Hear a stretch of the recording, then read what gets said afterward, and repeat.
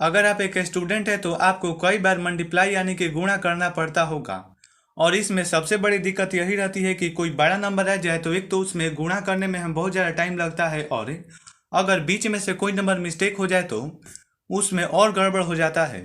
तो आज हम आपके लिए एक ऐसे जापानी ट्रिक को लेकर आए हैं जिसका यूज कर आप किसी भी छोटे से छोटे नंबर और बड़े से बड़े नंबर का मल्टीप्लाई आप कुछ ही सेकंड में और पूरा सटीक निकाल सकते हैं। तो चलिए इसे जापानी ट्रिक को समझ लेते हैं। तो इस ट्रिक के अनुसार आप किसी भी बड़े से बड़े नंबर और छोटे से छोटे नंबर का मल्टीप्लाई सिंपली कुछ लाइन खींच कर निकाल सकते हैं। तो चलिए आपको अच्छे से समझाने के लिए हम यहाँ पर नंबर ले लेते हैं। तो सबसे पहले हमने 12 यानी कि 12 और 13 यानी कि 13 को लिया है ताकि आपको अच्छे से समझ में आए। उसके बाद हम आपको बड़े से बड़े नंबर का मल्टीप्लाई इसी ट्रिक के हिसाब से करना सिखाएंगे। तो यहाँ पर दो नंबर है 12 गुणे 13। चलिए इसे समझ लेते हैं कि इसे जापानीज ट्रिक के हिसाब से इसका गुणा कैसे निकालेंगे। वैसे आप इसे सिंपली जैसे गुणा निकालते हैं वैसे गुणा एक बार निकालिए और कमेंट बॉक्स में इसका आंसर कमेंट कीजिए। फिर इसके जापानीज ट्रिक से इसका आंसर आप मिलाइएगा, ऐसा आंसर सही आ रहा है कि नहीं। तो आपको जापानीज ट्रिक के हिसाब से किसी भी दो नंबर को मल्टीप्लाई करने के लिए देखना है कि जो पहला नंबर है उसका पहला डिजिट कौन सा अंक है। तो इसका पहला डिजिट है 1, तो मैं सिंपली यहाँ पर एक लाइन खींच लूँगा। अब इसका दूसरा डिजिट है 2, तो थोड़ा गैप देकर आपको यहाँ पर 2 लाइन खींच लेने हैं। अब आपको दूसरे नंबर को देखना है। तो दूसरा नंबर का पहला डिजिट है 1, तो सिंपली आपको यहाँ पर एक लाइन खींच लेना है। और इसका दूसरा डिजिट है आपका 3, तो यहाँ पर आपको 3 लाइन खींच लेने हैं। अब आपको देखना है कि ये लाइन कहाँ पर इंटरसेक्ट कट यानी कि एक दूसरे को काट रहे हैं। तो यहाँ पर अगर आप देखेंगे तो यहाँ पर 1 2 3 4 5 6 पहली बार ये लाइन यहाँ पर 6 बार काट रहे हैं एक दूसरे को। तो आपको सिंपली यहाँ पर 6 यानी कि 6 को लिख लेना है। अब आपको दूसरे लाइन में देखना है कि यहाँ पर और यहाँ पर कितने बार लाइन एक दूसरे को काट रहे हैं।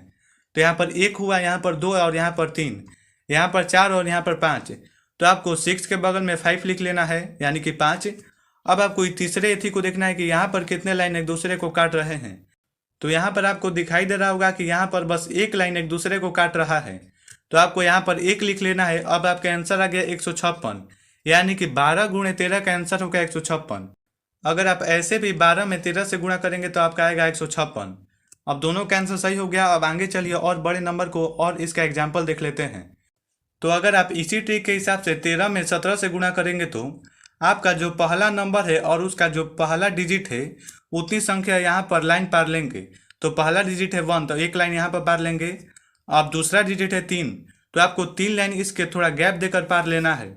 अब दूसरे नंबर का पहला डिजिट है 1, तो यहाँ पर एक लाइन पार लेंगे और उसके बाद थोड़ा गैप देकर जो दूसरा नंबर है उसका दूसरा डिजिट जितना है उतना संख्या का लाइन आप यहाँ पर पार लेंगे। अब आप देखेंगे कि ये लाइन कितने बार एक दूसरे को कट कर रहे हैं।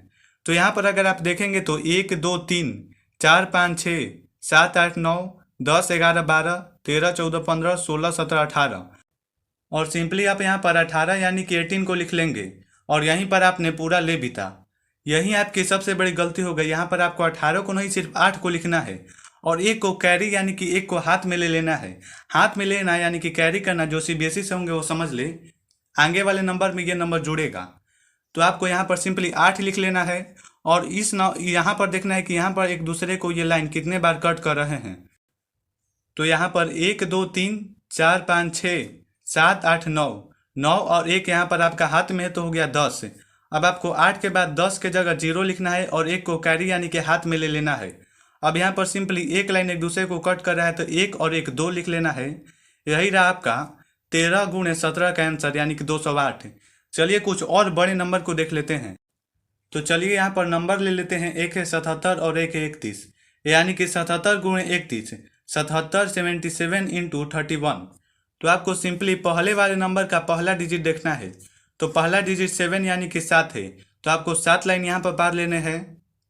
अब आपको पहले वाले नंबर का दूसरा डिजिट 7 है, तो 7 लाइन फिर से यहाँ पर पार लेने हैं।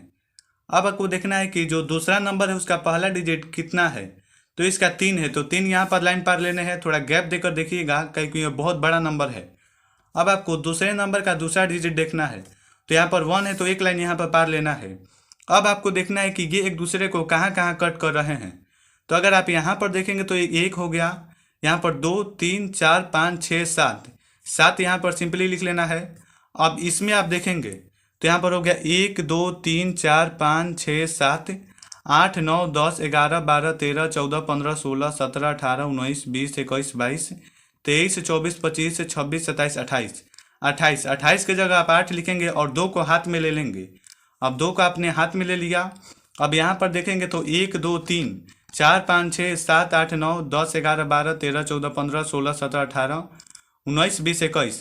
यहाँ पर 21 बार लाइनों ने एक दूसरे को काटा है और 2 को आपने अपने हाथ में लिया है, तो कुल हो गया 23। अब आपको 23 को यहाँ पर सिंपली उतार देना है, तो ये रहा आपका आंसर। यानी कि अगर आप 77 में 31 से गुणा करेंगे तो आपका आएगा 2387। तो इस वीडियो में आपने सीख लिया कि आप जापानीज ट्रिक का यूज कर किसी भी 2 डिजिट वाले नंबर का मल्टीप्लाई कैसे निकाल सकते हैं। और इसके अगले पार्ट में यानी कि ऐसा वीडियो एक और बनेगा जिसमें हम आपको 3 डिजिट वाले नंबर का मल्टीप्लाई करना सिखाएंगे। वो थोड़ा कॉम्प्लिकेटेड है, इसीलिए उस पर एक डेडिकेटेड वीडियो बनाएंगे। वैसे आपको इस ट्रिक के बारे में जानकर कैसा लगा कमेंट बॉक्स में ज़रूर बताइएगा। और हम आपको प्रैक्टिस करने के लिए कुछ क्वेश्चन दे रहे हैं, इसको सॉल्व कर इसका आंसर कमेंट बॉक्स में ज़रूर कमेंट कीजिएगा।